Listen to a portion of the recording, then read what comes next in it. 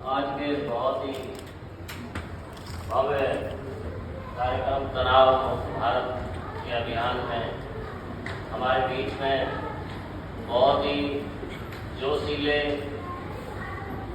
मेरा तो परिचय लगभग 20-25-30 साल उनसे पुराना है। मेरे बड़े भाई होंगे आदरणीय विकेश भारतीय जी, पहले बेनीवाल जी लिखते थे। बहुत विशाल कवि हृदय है उनका और बड़े जोशीले कवि हैं। उन्होंने अपनी सारी बातों से हमको बहुत अभिभूत किया और कुछ सोचने के लिए, कुछ करने के लिए मजबूर किया। उसी तरह से मेरे बड़े भाई सूरजपाल जी, जो इस तरह मुक्त भारत के रचयिता हैं, और सरपंच साहब देशराज जी भारतीय तनाव मुक्त भारत के रचयिता भी हैं और जिनकी सोच, दूरदृष्टि, कड़ी मेहनत और पक्का इरादा, उनकी इस तरह का ये नजरिया नजर आता है।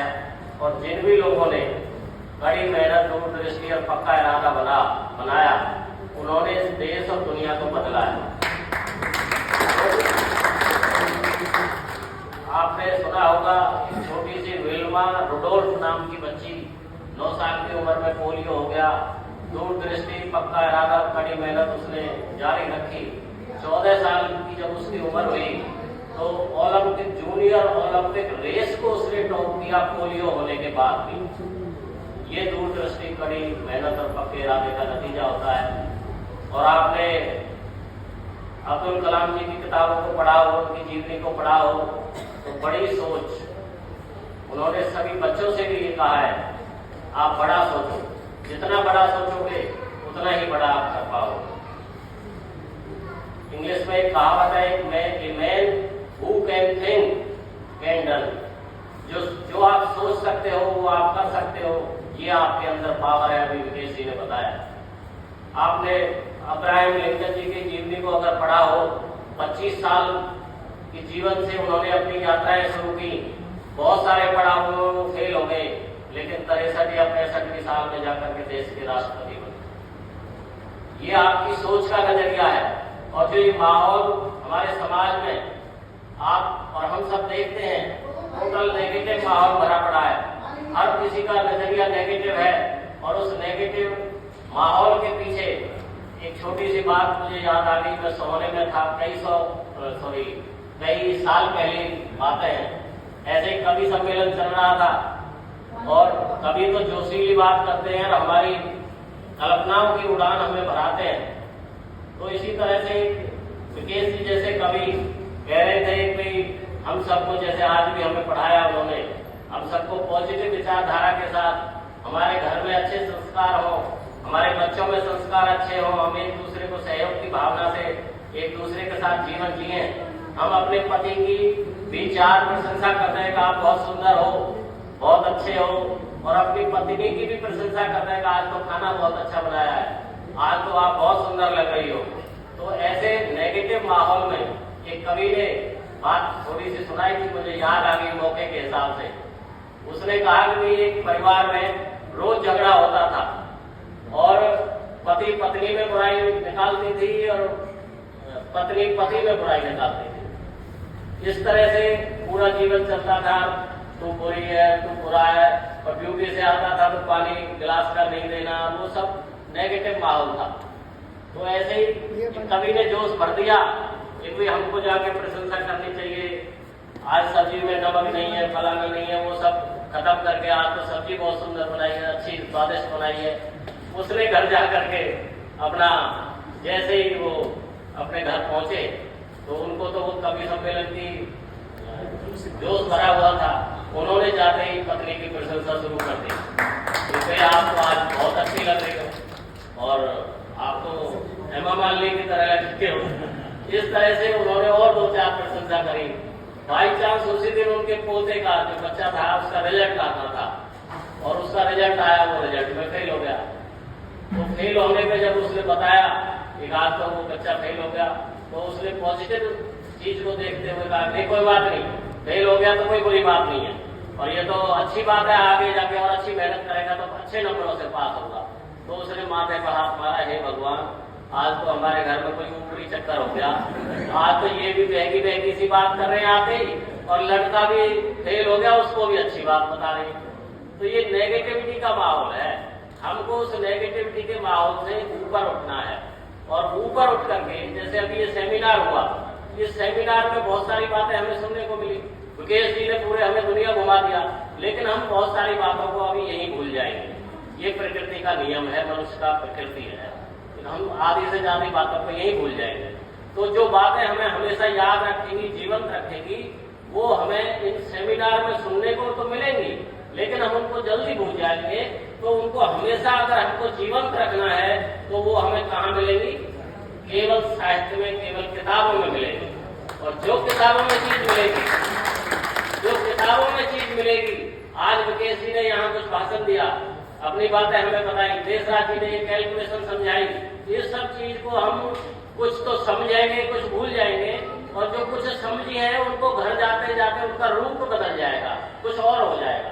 लेकिन किताब में जो एक बार लिख दिया, मुकेश जी की जो एक 6 किताबें हैं मैंने पढ़ी हैं, इनमें जो एक बार लिख दिया, जो 20 साल बाद की कैलकुलेशन यहाँ इन्होंने बताई, वो 20 साल बाद भी वही लिखा हुआ मिलेगा, उसमें कुछ बदलेगा नहीं। तो इसलिए हमको अपनी जिंदगी को बदलने के लिए, हमारे बच्चों में संस्कार अच्छे हों, हमारा पूरा माहौल अच्छा हो, हमारा पड़ोसी अच्छा हो। एक बार मैं आपको एक मिनट की बहुत ज्यादा समय नहीं लूंगा, एक किसानों का सम्मेलन हो रहा था और सरकार ने वजीफा इनाम रखा हुआ था कि जो किसान फर्स्ट आएगा, सेकंड आएगा, थर्ड आएगा, उसको 10,000, 5,000, 2,500 रुपये इनाम दिया जाएगा। तो एक विकेश जी जैसा या देशराज जी जैसा किसान जो था, वो हर बार फर्स्ट आता था और उसको हर बार इनाम मिलता था।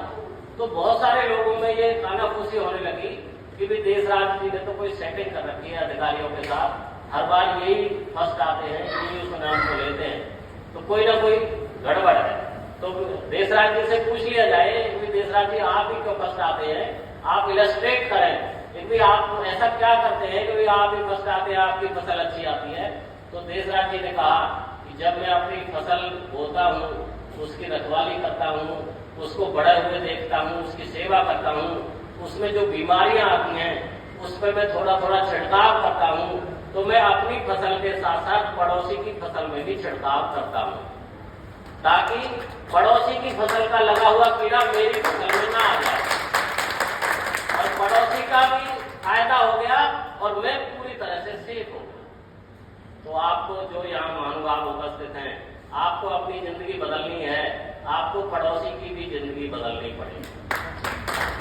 आप जब पड़ोसी की जिंदगी बदलेंगे तो परमात्मा वो शक्ति है कि वो जब आप अपने लिए किसी दूसरे के लिए अच्छा करेंगे तो आप अपने लिए अच्छा करो मत करो, वो परमात्मा आपके लिए अच्छा करेगा।